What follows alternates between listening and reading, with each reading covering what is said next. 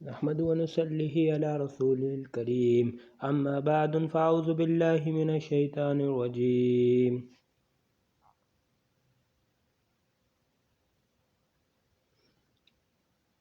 حرام روزی کا جو اثر ہوتا ہے وہ انسان کے اوپر سب سے زیادہ اس کی ذہنی سوچ پر ہوتا ہے، اس لیے کہ جیسے بھی خیالات انسان کے بنتے ہیں وہ اس کی رزق کے حساب سے بنتے ہیں۔ جیسا انسان کا رزق ہوگا، جیسا کھائے گا، ویسے اس کے خیالات بنیں گے۔ حرام کا ایک لقمہ سالوں کی عبادت کو برباد کر دیتا ہے۔ ایک واقعہ ہے، 2 بچے تھے، وہ مسجد میں آتے تھے اور مسجد کے جہاں چپلیں رکھی ہوتی ہیں وہاں پر چپلوں کے ساتھ کھیلتے تھے۔ یہ جنتی کی چپل ہے، یہ جہنمی کی چپل ہے، یہ جنتی کی چپل ہے، یہ جہنمی کی چپل ہے، ایسا کر کے کھیلتے رہتے تھے۔ لوگ پریشان تھے کہ یہ بچے چپلوں کے ساتھ کھیلتے ہیں، چپلوں کو بکھیر دیتے ہیں۔ لوگ بڑے پریشان۔ لوگوں نے منع کیا ان بچوں سے، تو وہ بچے ماننے کی بجائے اور زیادہ کرنے لگے، اس لیے کہ بچوں کی عادت ہوتی ہے کہ ان سے کسی چیز کا منع کیا جائے تو وہ اور زیادہ کرتے ہیں، تو وہ اور زیادہ کرنے لگے۔ ایک سمجھدار شخص نے کیا کیا، ان کو اپنے ساتھ لے گیا اور ان کو چیزیں دلا دی، چاکلیٹ دلائی، ان کو چیزیں دے دی، اور جب انہوں نے ان کو چیزیں دیں اور ان کو سمجھایا کہ مت کرو تو انہوں نے آنا بند کر دیا۔ تو لوگ اب پریشان کہ بچے آتے تھے، کیوں نہیں آتے؟ وہ بچے آتے تھے۔ مسجد کے لوگ نے پتہ کرنے کی کوشش کی وہ بچے کیوں نہیں آتے، تو وہ گھر گئے تو ان کی ماں سے پوچھا کہ وہ بچے مسجد آتے تھے، وہ اب کیوں نہیں آتے؟ تو اس کی ماں نے فرمایا، میں نے اپنی حلال روزی سے ان بچوں کو کھلایا تھا، تم نے جو یہ حرام کا ایک لقمہ کھلایا ہے، تم نے حرام کا جو لقمہ کھلایا ہے، اللہ تعالیٰ نے ان کے اندر سے وہ نور اور وہ برکت چھین لیے، جس سے وہ یہ دیکھ لیا کرتے تھے کہ یہ جنت کی چپل ہے، جنتی کی ہے یا جہنمی کی ہے۔ جب معصوم بچوں پر حلال اور حرام کا اس طریقے سے اثر ہوتا ہے تو آپ سوچیں جن پر پورا دین، پورا شریعت پوری طریقے سے واضح ہو چکا ہے، ان پر حرام روزی کا کیا اثر ہوتا ہوگا۔ اس لیے خیالات اور غذا جیسی ہوگی ویسے انسان کی زندگی ہوگی، اور جیسی اس کی روزی ہوگی، جیسی اس کی رزق ہوگا، ویسے اس کے خیالات ہوں گے۔ اس لیے حرام کے لقمے سے بچنا ہے۔ حرام کا لقمہ انسان کی پوری برکت چھین لیتا ہے، اس کے اعمال سے پوری کی پوری برکت چھین لیتا ہے، اعمال سے نور چھین لیتا ہے۔ اور دوسری چیز یہ ہے کہ باوضو رہنا ہے۔ باوضو رہنے کی فضیلت یہ ہے کہ جب انسان باوضو رہتا ہے تو آپ صلی اللہ علیہ وسلم اپنے امتی کو قیامت کے دن کیسے پہچانیں گے؟ وہ اس کے وضو کی وجہ سے پہچانیں گے۔ تو اس نے اس کا وضو کیا ہوگا تو اتنا حصہ، کیونکہ ہر انبیاء علیہ السلام وہاں پر ہوں گے، ہر انبیاء علیہ السلام اپنی قوم کے ساتھ وہاں پر موجود ہوں گے۔ وہاں پر آپ صلی اللہ علیہ وسلم اپنے امتی کو اس کے وضو سے پہچانیں گے۔ جب انسان باوضو رہتا ہے تو شیطان سے حفاظت رہتی ہے۔ شیطان سے جتنا انسان پاک رہتا ہے اتنا شیطانوں سے حفاظت رہتی ہے۔ آپ نے دیکھا ہوگا کہ جنات اور چڑیل اور طرح طرح کی چیزیں یہ ہوتی ہیں عورتوں میں زیادہ اور مردوں میں کم، اس لیے کہ عورتوں میں پاکی کے مسئلے زیادہ ہوتے ہیں، مردوں میں پاکی کے مسئلے کم، مرد عورت کے مقابلے زیادہ پاک رہتے ہیں۔ مرد عورت کے مقابلے زیادہ پاک رہتے ہیں، اس لیے ہمیں بنیادی طور پہ یہ سوچنا ہوگا کہ ہم کس طریقے سے اپنے آپ کو پاک رکھیں، باوضو رہیں، ہر وقت باوضو کے ساتھ ساتھ مسواک کا استعمال کریں، اس لیے کہ مسواک میں ہر بیماری کا علاج ہے۔ ایک وقت کی نماز پڑھنے کا اجر کتنا ہے، اس کا انسان بے شمار اس کا ثواب ہے ایک وقت کی نماز پڑھنے کا، لیکن ایک وقت کی نماز وضو کے ساتھ اور وضو کے پہلے مسواک کے ساتھ پڑھنے کا جو اجر ہے وہ اس کے 27 گنا زیادہ ہے۔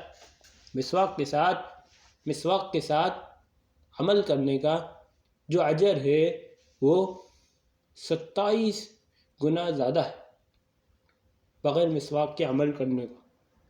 یہ ہے مسواک کرنے کی فضیلت۔ مسواک کرنے کی فضیلت ہے، مسواک کرنے کی فضیلت یہی ہے کہ جب بندہ مسواک کرتا ہے تو اس کے اندر روحانی امراض سے اس کی حفاظت ہوتی ہے۔ یہ فرمایا جناب رسول اللہ صلی اللہ علیہ وسلم نے۔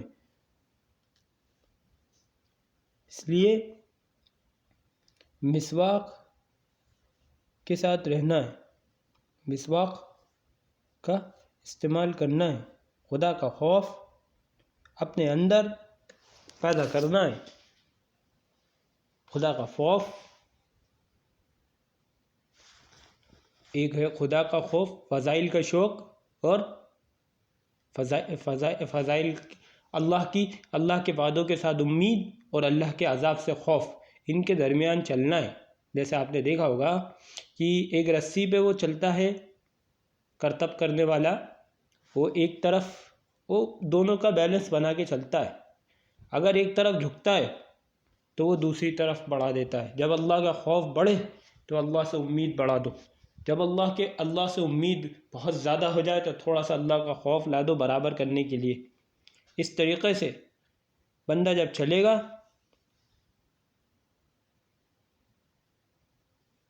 تو اس کو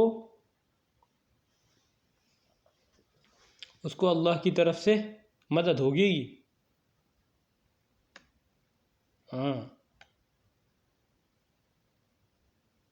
یہ ہے طریقہ۔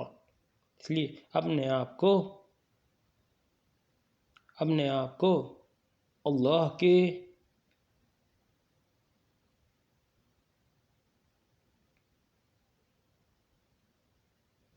کے احکام پر لانے کی محنت کرنا ہے۔ اللہ کا قرب حاصل کرنے کے لیے جو سب سے بنیادی چیز ہے، اللہ کے ولی کی نشانی ہے کہ اللہ کے ولی کے اندر کون ہے؟ اللہ کا ولی، اللہ کا دوست وہ نہیں ہے جس کے اندر کرامتیں ظاہر ہو رہی ہیں، جس کے پاس سے کرامتیں ظاہر ہو رہی ہیں، نہیں۔ اللہ کا ولی وہ ہے جو اللہ سے خوف کرے، جس کے اندر تقوی ہو، اور انما یخشی اللہ من عبادہ العلماء، کہ اللہ سے تو وہ ڈریں گے جس کو اللہ کا علم ہو۔ اللہ سے ڈرنے والے وہی ہیں جس کے پاس اللہ کا علم ہو۔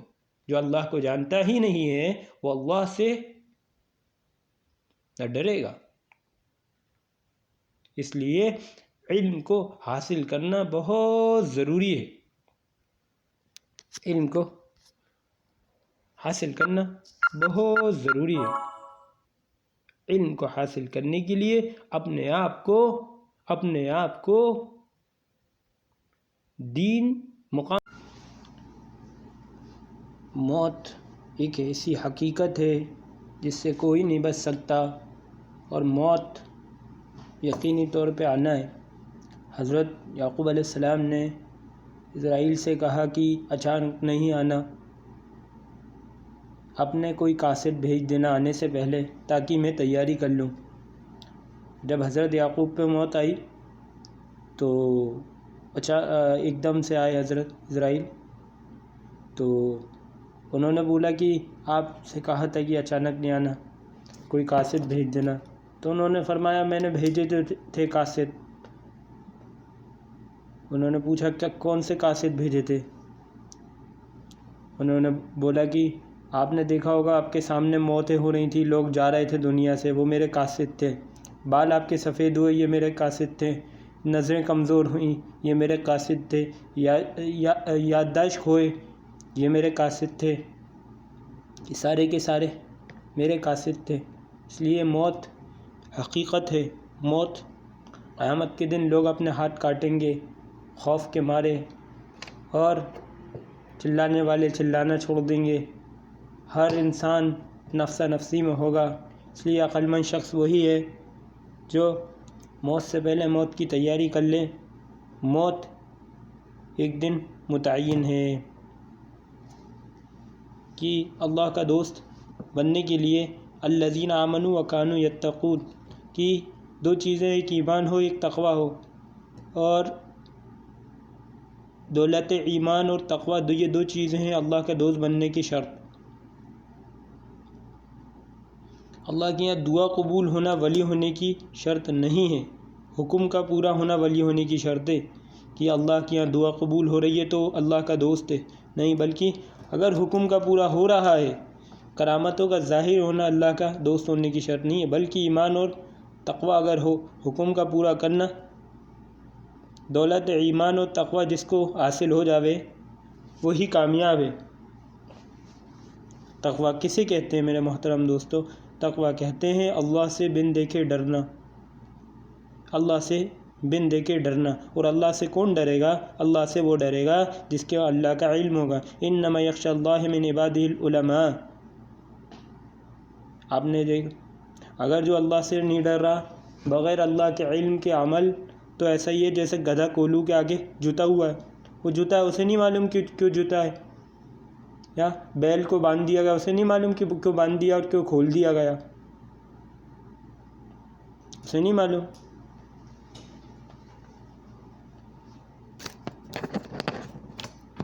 اس لیے میرے محترم دوستو، عزیز بزرگوں، حدیث میں آتا ہے طلب العلم فریضۃ علی کل مسلم.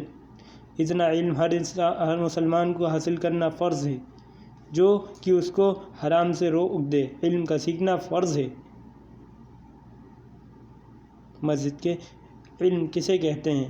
علم کو سیکھنا فرض ہے. کہ کیا علم ہے؟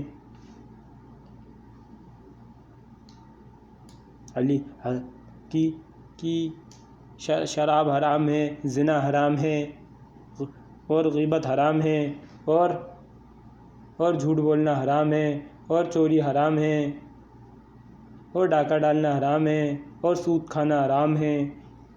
تو یہ علم کے بغیر عمل نہیں ہو سکتا. کہ شراب حرام ہے، شراب حرام ہے. کہ حضرت علی تو شراب سے اتنی نفرت کیا کرتے تھے کہ اگر وہ شراب دریا میں گر جائے اور پھر دریا سوکھ جائے اور سوکھ کے اس پہ جو گھاس آئے نا، تو حضرت علی اس گھاس کو بھی پسند نہ کریں. اتنی نفرت تھی ان کو. تو میرے محترم، یہ تو علم ہے. علم رہبری کرے گا. علم کو سیکھنے کے لیے اللہ کا خوف پیدا کرنا بہت ضروری ہے. موت ایک دن متعین ہے. موت ایک دن متعین ہے. ہر انسان کو مرنا ہے. حضرت علی حضرت فاطمہ کے جنازے سے دفنا کے نکلے اور کہنے لگے انہی ہاتھوں سے میں نے آپ کو قبر میں ڈالا تھا، آج انہی ہاتھوں سے فاطمہ کو ڈال رہا ہوں. کوئی ساتھ کتنا بھی اچھا کیوں نہ ہو چھوٹ جاتا ہے. کوئی ساتھ کتنا ہی اچھا کیوں نہ ہو چھوٹ جاتا ہے. یہ میرے محترم دوست عزیز و بزرگوں، اپنے آپ کو اللہ کے حکموں پر لانا ہے. اپنے آپ کو اللہ کے حکموں پہ لانا ہے. اس لیے کہ جب انسان اپنے آپ کو اللہ کے حکموں پہ لائے گا تو اللہ تعالیٰ اس کے لیے غیب سے مسئلے حل کرائیں گے،